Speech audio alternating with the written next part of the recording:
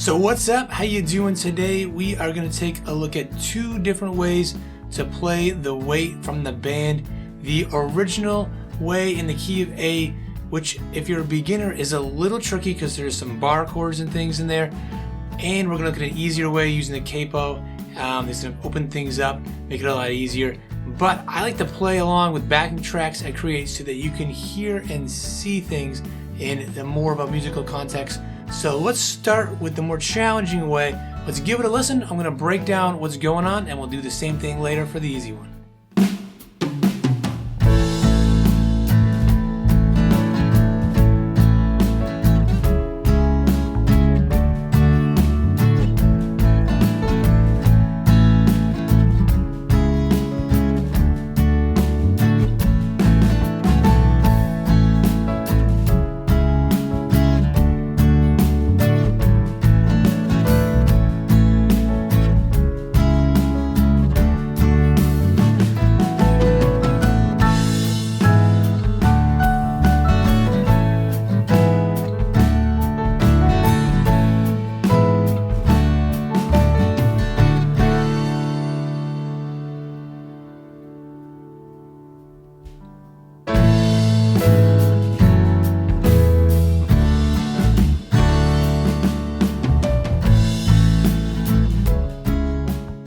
Alright, so this is the key of A, and it starts off right here on A.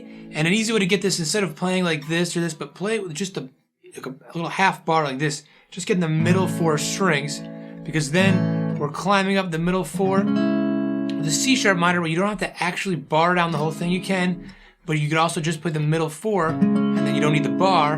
And then same thing, D, you can either do it this way or this way.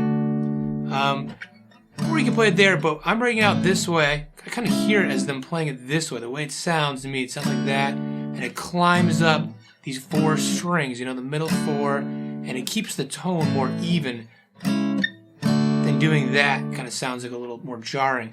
So we're climbing up, back to A, and then it goes like that. And that's also the intro there, minus the very, very beginning, and then it kicks in the verse. But the beginning, I'm just keeping it simple here. We're just going to look at the verse and chorus, really, right? And not do that whole thing in the intro. So apologize if you were looking for that. We're just going to focus on the verse chorus part. And that's it for the verse. Climbing up. And this is just giving a little sus thing right here. It just goes back and forth twice. Gives it a little movement, right? Big thing in the 70s, hearing that sus chord all the time. Then the chorus, we're going like this, going A. This is, if you're not used to this, a little tricky of a chord, but luckily it's not a bar. And then this time to an open D instead of this one here. Kind of opens things up, the sound, right? Which is typically what happened in a chorus. So that is not two chords. If you are kind of starting out with guitar, you might think, oh, what is that, two chords? I used to always think it was when I saw it. But it's called a slash chord. You're actually playing the first one, so an E chord, but it's over a G sharp. So it's called an E over G sharp. And that means this low note right here is a G sharp, rather than when you play a big full E, you're playing it over an E. They want that specific note to give it that movement of...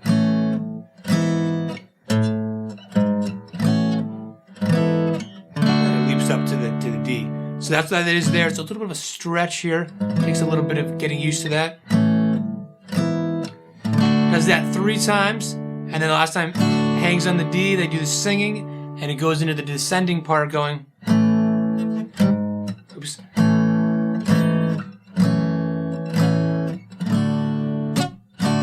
And that's basically just playing an A with the bottom notes just going down. And you could call it an A, and here's an A over G sharp, so it's an A over G sharp instead of an E over G sharp. And you could say it's an A over F sharp. You could call this an F sharp minor 7. If you don't know anything about theory, your head's probably spinning right now. Don't worry about it. Basically, this doesn't really matter.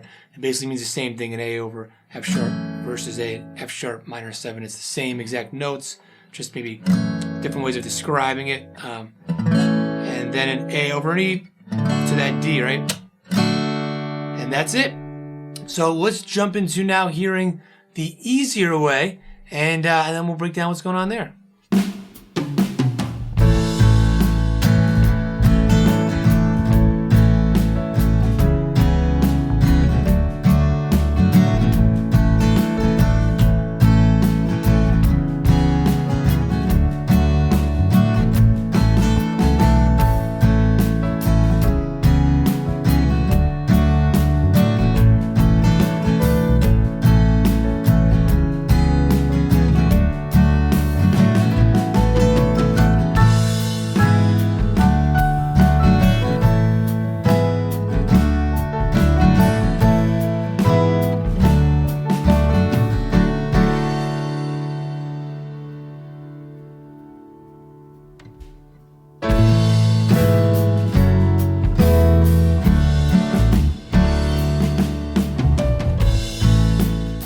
So now we've got to use a capo for this one.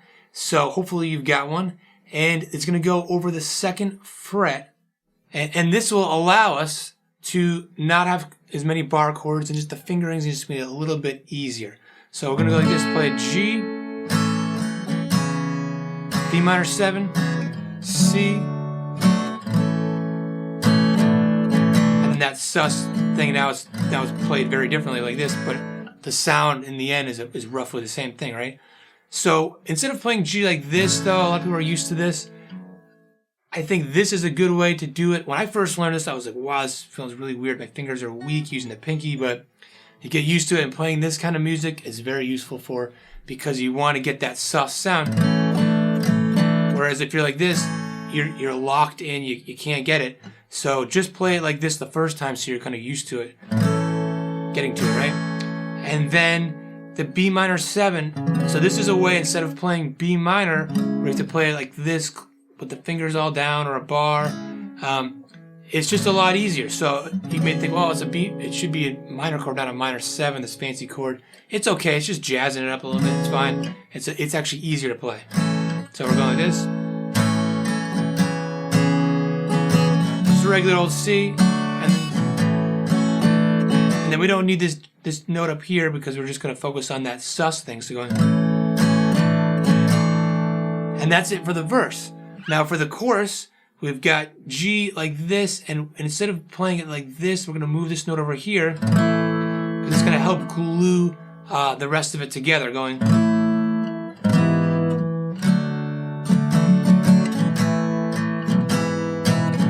So now we're doing this G to a D over F sharp to a C, and all these chords, again, they are different, but they will sound roughly the same because they are the exact chords from playing it in A, because the capo brings it up 2 frets, so it all translates and works out the same, right?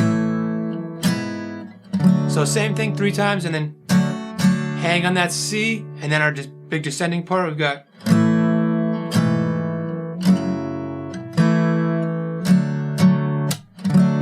So we have a G to a G over F sharp to an E minor 7 to a small one here, G over D. This one doesn't work quite as well, but it still works. And then ends in a C. And that's it.